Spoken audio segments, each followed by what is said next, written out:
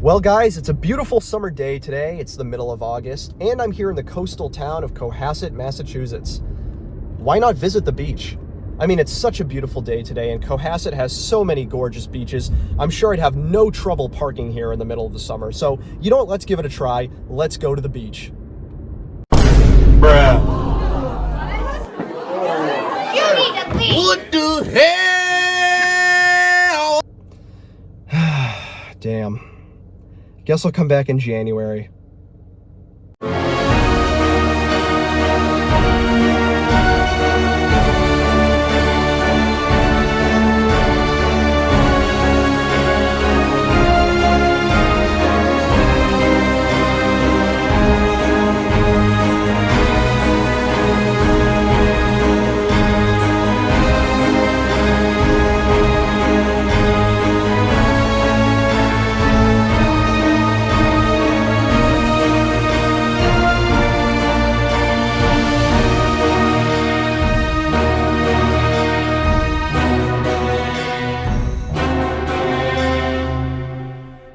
Yo, what's going on, guys? It's J-Mass, and I'm back again with another dope Massachusetts adventure.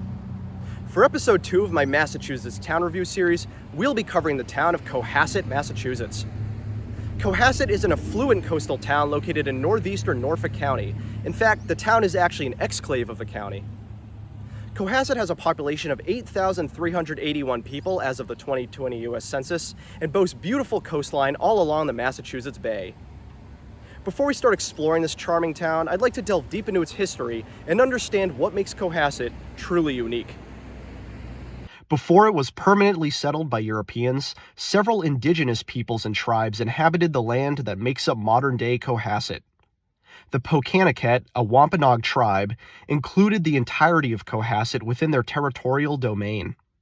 By the mid-17th century, other Wampanoag peoples would settle on the land, and by 1668, the Massachusetts tribe had settled there. In fact, the town's name, Cohasset, is an anglicized and contracted version of the Massachusetts word Cohasset, which most likely means long, rocky place.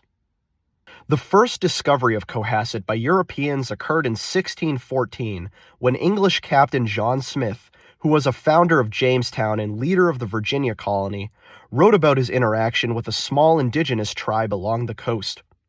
The first contact resulted in a minor scuffle between the two parties, ultimately resulting in two of the indigenous peoples being killed after an exchange of fire.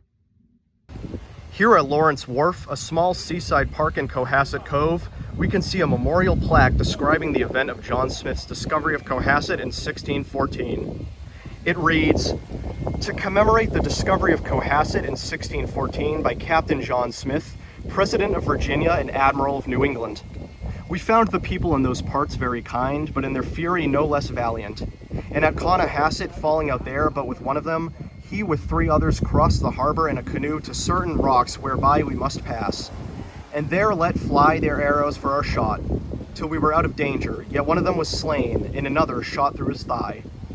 From his general history, erected by the town, 1914. However, the first true European settlement in the town occurred much later. In 1670, a handful of wealthy landowners from Hingham began moving into the area, marking Cohasset's first permanent English settlement. Interestingly, modern-day Cohasset was originally settled as part of the town of Hingham in 1633. Although it was initially named Bear Cove by the settlers, it soon took the name Hingham in 1635, which in turn was named for the market town of Hingham in Norfolk, England. Still, despite this, the territory of Cohasset itself would not be settled until the land grants of 1670. By the early 1700s, several maritime industries began blossoming within Cohasset, then still a part of Hingham. In 1708, Cohasset constructed its very first shipyard, with shipbuilding soon becoming a major economic force. By the early 1800s, there were a total of 5 shipyards in operation. Furthermore, commercial fishing was thriving, peaking in 1730 as fishing trade became international. Cohasset's harbor and ports were crucial to its economic development, and its maritime industries flourished for much of the 18th and 19th centuries. In 1770, Cohasset would officially separate from Hingham, becoming incorporated as its own town. Shortly thereafter, Cohasset would find itself involved in the ongoing American Revolution. 3 men from Cohasset participated in the Boston Tea Party in 1773, while in 1776, support for the Declaration of Independence was pledged through an official town meeting. In total, 225 men from Cohasset would participate in battle throughout the duration of the Revolutionary War.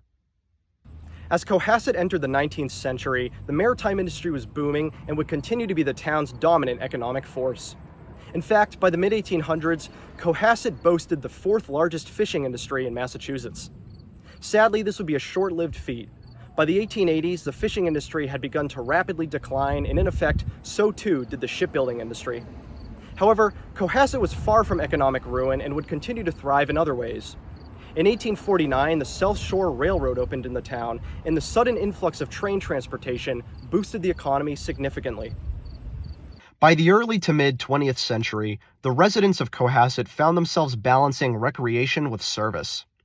Several social clubs and programs opened up in the town, while forests and theaters were reserved for public use. Meanwhile, as World War I and II ravaged global politics, hundreds of men and women from Cohasset would serve in both conflicts, many of whom would die in battle. However, Cohasset would possess a much greater role in World War II than many other Massachusetts towns. In 1941, the United States Navy would purchase land in Cohasset, as well as in neighboring towns like Hingham, Norwell, and Scituate, to establish the Hingham Naval Ammunition Depot Annex. As the name suggests, this was used by the military to store ammunition for war, which itself was an annex to the nearby Hingham Naval Ammunition Depot. Even as the war concluded, the Hingham Naval Ammunition Depot Annex would continue to be used throughout the Cold War, especially during proxy conflicts such as the Korean War. The annex stored nuclear depth charges, the first of their kind, and several bunkers were constructed throughout the premises.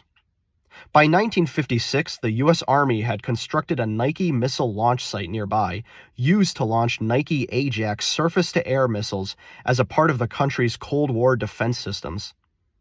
This was part of the much larger Project Nike program, which had developed the missiles. Behind me are the ruins of a Nike missile radar building, used between 1956 and 1961 by the Army.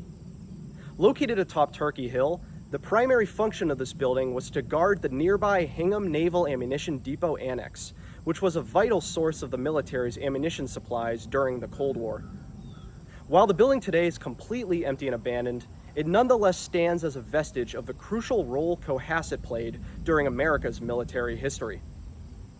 By 1962, the annex was officially closed by the Navy, and in 1966, the Commonwealth of Massachusetts would take over the property, later turning it into Wampatuck State Park, which persists as a popular outdoor recreational destination today.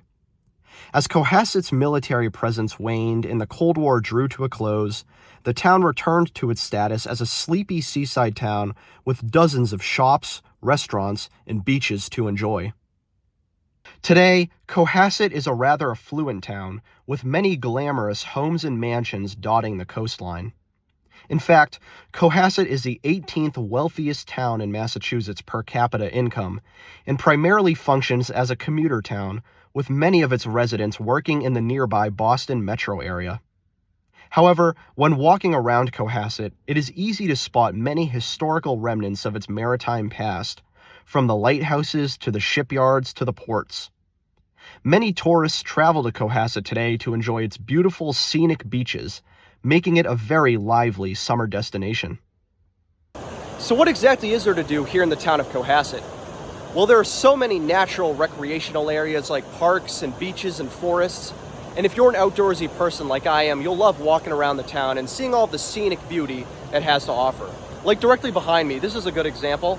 This is the Gulf River emptying out into Cohasset Cove, and you can see it forms beautiful rushing rapids. This is a niche little area tucked away, and I love just randomly stumbling upon it. Now, one thing I will say about Cohasset, being that it is summertime as I'm filming this, parking is a bit tough in the summer. A lot of the beaches and parks are actually for private residents only to park at, so if you want to visit them, you actually have to park kind of far away and do a bit of walking. To get here, I actually had to park in the town center and walk for a little bit, so Just a fair warning, parking is pretty rough in the summertime, but it's absolutely worth it. You get beautiful views like this. What you're seeing right now are the Gulf River rapids at low tide. However, at high tide, these rapids swell much higher and appear more ferocious. This is a popular destination for swimmers. I noticed many kids jumping into the rapids from the rocks above, which then pushes them along to shore nearby. The Border Street Bridge crosses directly above it, offering scenic views of the rapids, the river, and Cohasset Cove. Just to the right of the rapids is the Government Island Historic District, which consists of a serene park with several historic memorials and monuments. Between 1855 and 1860, this site was used to construct the tower for the second Minot's Ledge Light, using 3,514 tons of granite. You can still see remnants of the circular foundations that were once used to aid in the construction process before shipping them off to Minot's Ledge for installment. Right beside this is a replica of the watch room and lantern house of Minot's Ledge Light, using several components removed from the real lighthouse nearby.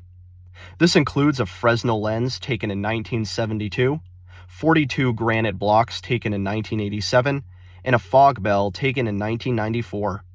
As the real Minot's Ledge Light is located on a small island out at sea, officially owned by the nearby town of Scituate, this replica allows the residents of Cohasset to enjoy their town's role in bringing this beloved lighthouse to life.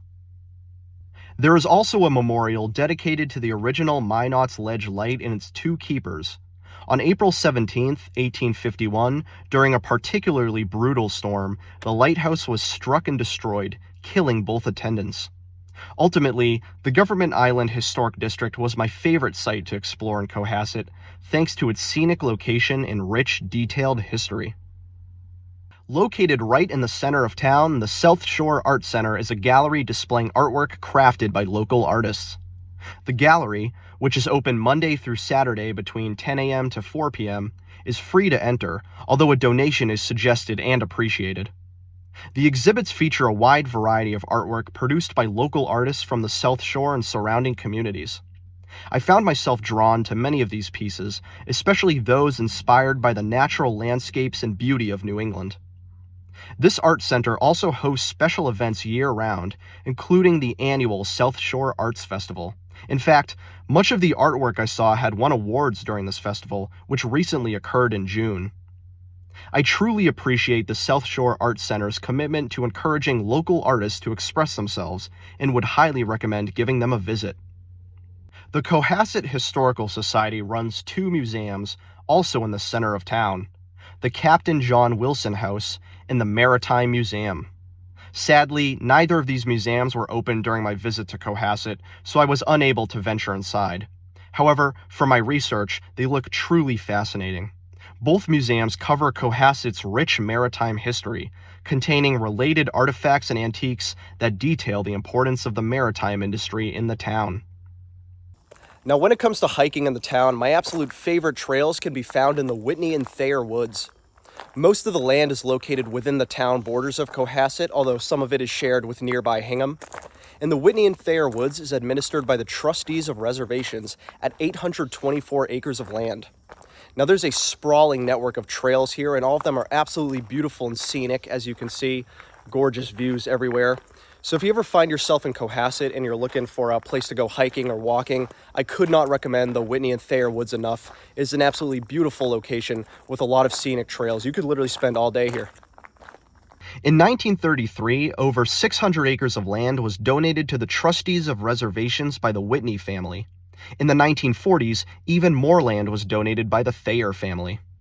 This ultimately led to the formation of the Whitney and Thayer Woods, which today boasts a sprawling network of scenic trails, particularly the blue, yellow, red, and orange loops. Take a hike through the dense, serene forests and you'll stumble upon many interesting landmarks. The Bigelow Boulder is a notable glacial erratic left stranded in the middle of the woods, marking the crossroads of several trails. In fact, many rocky formations and outcrops dot the landscape of this forest. There's also the Milliken Memorial Path, described as a wild garden, which was established in the 1920s in honor of Mabel Minot Milliken. The Whitney and Thayer Woods also directly borders Wampatuck State Park, and the two are mutually accessible through connected trails. While Wampatuck State Park is also a stunning forest to hike through, most of the park is located in Hingham, with Cohasset possessing a much smaller portion. Still, both the Whitney and Thayer Woods and Wampatuck State Park are mutually accessible, and one can hike between the two forests with ease. Each park is massive in their own right, offering many hours of recreational activity to all who visit. Now, another place that I love to go hiking at and walk around when I'm here in Cohasset is Turkey Hill. Turkey Hill is located directly next to the Whitney and Thayer Woods, which is also connected by trails. And much like that, it's also shared between Cohasset and Hingham. Now, at the very top of Turkey Hill, you get expansive views of the surrounding area. You can see the Boston skyline, Cohasset Harbor, and the ocean. It's very pretty. And there's also a meadow on the hill, which is where I'm currently walking, with many trails. It's super beautiful here. With a summit of 187 feet above sea level, Turkey Hill offers scenic vistas of the surrounding area and is located adjacent to the Whitney and Thayer Woods, with interconnected trails via the Red Loop. Turkey Hill is also located directly next to another Trustees of Reservations property, Ware River Farm, located in the town of Hingham. As such, the property offers many opportunities for hiking, biking, and picnics. Turkey Hill is also home to the abandoned ruins of the Nike Missile Radar Building discussed earlier in the video, which stands as a historic relic of the Cold War. Although small, this is a great spot for urban explorers and history aficionados alike. I'd also like to give a quick shout out to Wheelwright Park, another beautiful and scenic recreational forest with numerous hiking trails winding through the woods. At 232 acres, Wheelwright Park is incredibly calming and peaceful, serving as a modest hike for anyone looking to get outside and active. If you're in Cohasset and you're hungry, the town center has many options for great food and drink. My first stop was at French Memories, a quaint French bakery and patisserie with a myriad of delectable pastries and sweets, from cake to macaroons to croissants to danishes. They also offer a lunch menu with several sandwiches, soups, and salads. For my lunch, I opted for a pulled pork sandwich on a baguette, with an eclair on the side.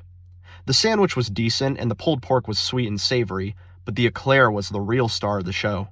Eclairs are one of my favorite pastries, and this one had a delicious chocolate filling, with an equally tasty chocolate frosting. Next up, I visited 5 South Main, a cozy little restaurant with a solid lunch menu, ranging from sandwiches to pastas. Being on the coast, a mere stone's throw away from the ocean, I felt that it would be a crime not to order seafood, so I ordered one of my all-time favorite meals, a lobster roll. Interestingly, this jumbo lobster roll was served on a baguette, which was toasted and buttered. Now, I normally prefer hot buttered lobster rolls over cold mayonnaise lobster rolls, but I have to say, this one was pretty damn good. In terms of mayonnaise smothered lobster rolls, this was genuinely one of the tastiest I've ever had. There was also a very generous amount of meat, so much so that it was difficult to keep it all on the baguette. Also, shout out to the lemonade that came with it, very refreshing.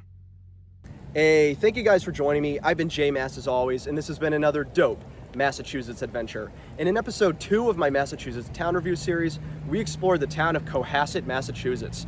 Now, Cohasset had absolutely beautiful natural scenery, very rich history, and great food. And I had a lot of fun exploring the town. I hope you guys enjoyed tagging along for the ride. So from here on out, I'm just gonna keep these outros a lot more simple and quick. So what rating would I give Cohasset out of 5? I'd give it 4 out of 5 Nike Missile Radar buildings. As always, guys, my name's been J-Mass. If you love traveling New England, exploring Massachusetts and beyond, I'm always doing that on the channel, so feel free to subscribe to the channel. I also want to shout out all my channel members. You guys are awesome. Thank you for supporting the channel. You can see their names right here. Those guys are cool. If you want to be a channel member, feel free to join today. Or you can follow me on Instagram at JMassOfficial. That's at JMassOfficial. But I've been J-Mass as always, guys. Episode 2 of my Massachusetts Town Review series was a lot of fun to make. I'm excited for the next 349. Catch you guys on the next one. See you later.